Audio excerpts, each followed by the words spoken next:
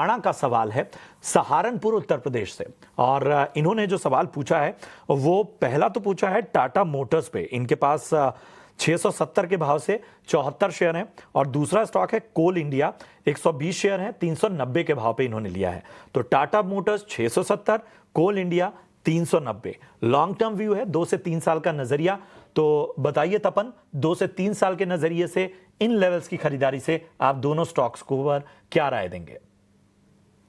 लोग प्रशांत जी टाटा मोटर्स की बात करें तो टाटा मोटर्स क्योंकि उनका 2-3 साल का पीरियड है, तो एक तरह से उसमें बने रह सकते हैं क्योंकि अभी थोड़ा प्रॉब्लम चल रहा है टाटा मोटर्स में। देखिए उनका जो गाइडेंस आया 5 से 6% का गाइडेंस है जो बहुत ही कम है। उनका जेएलआर में ऑलरेडी सेल्स बहुत कम है, चाइना में प्लस यूएस यूरोप में। इवन दो ये सब ट्रीटी चल रही है लेकिन उसका इम्पैक्ट धीरे धीरे आ रहा है। और अगर आप देखो तो टाटा मोटर्स अभी भी ऑपरेशनल कॉस्ट कंट्रोल नहीं कर पा रहा है, तो यहाँ से मुझे ज्यादा डाउनफॉल नहीं लग रहा है। मैक्सिमम 10% गिर सकता है क्योंकि ये 1100 का 670 आ गया है। लेकिन यहाँ से अपसाइड आगे आ सकता है अगर आपके पास टाइम पीरियड जैसे इनके पास है, तो मेरे हिसाब से ये अच्छा लेवल है, आप बने रहे। होपफुली 1-2 क्वार्टर में रिजल्ट अच्छा आएगा तो यहाँ से आपको 20-25% आराम से ऊपर चला गया है। तो टाटा मोटर होल्ड है अभी के लिए।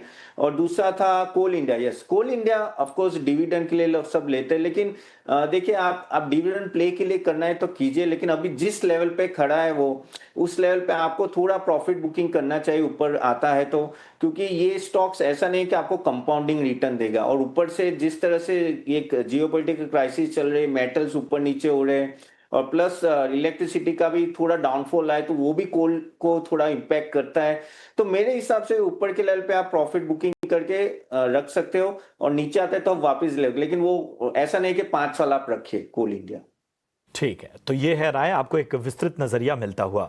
अगला सवाल संजीव कुमार का लेते हैं, पठानकोट पंजाब से इन्होंने सवाल पूछा है। इनका सवाल कैनरा बैंक पे है। 115 रुपए के भाव पे इन्होंने खरीदारी की हुई है, 300 शेयर हैं। अजीत बताइए, नुकसान यहां पर झेल रहे हैं लेकिन आज कैनरा बैंक पे हमने देखा कि लगभग 2.5% ऊपर है ये स्टॉक का।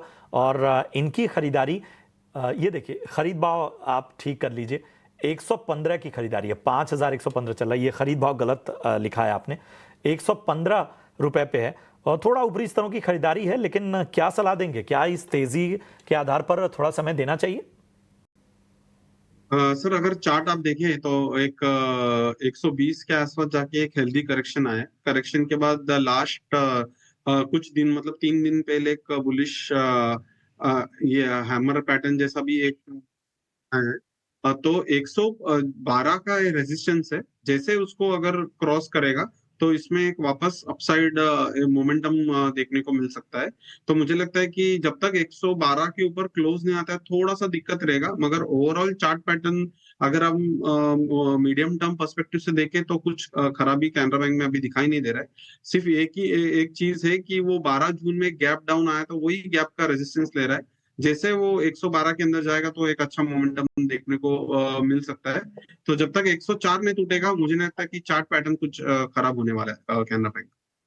ठीक है, तो फिलहाल कैनरा बैंक में बने रहने की आपको सलाह और आगे की रणनीति भी बता दी गई। चलिए।